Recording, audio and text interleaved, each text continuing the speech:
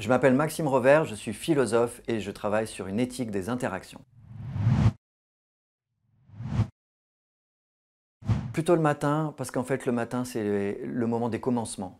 Alors que le soir, évidemment c'est le commencement de la nuit, mais il y a quand même principalement un jour qui se termine. Opéra, parce que l'opéra c'est vraiment un art total, ça veut dire que là tu as un travail d'équipe qui ne dépend pas de la vision d'une personne, mais de la vision de peut-être dizaines de personnes. Et ça c'est très fascinant.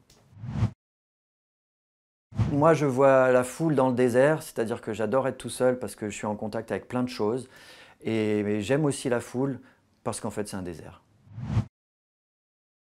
Ah, mer, forcément, parce que je suis niçois. Donc, j'ai grandi au bord de la mer. Elle a toujours eu un rôle pour moi. Donc, mer, pour toujours.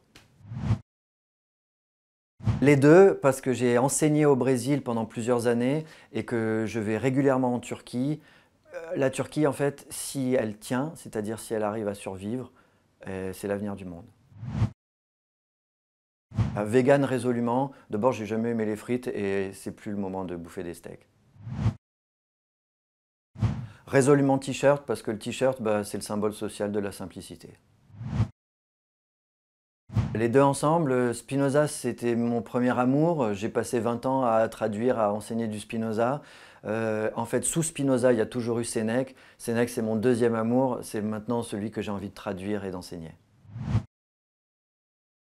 Disciple pour toujours, parce qu'en fait, la posture du maître, elle est intenable. J'ai fait un livre sur Apollonios de Tyane, c'est un magnifique maître, mais je ne me sens pas la carrure d'endosser le rôle.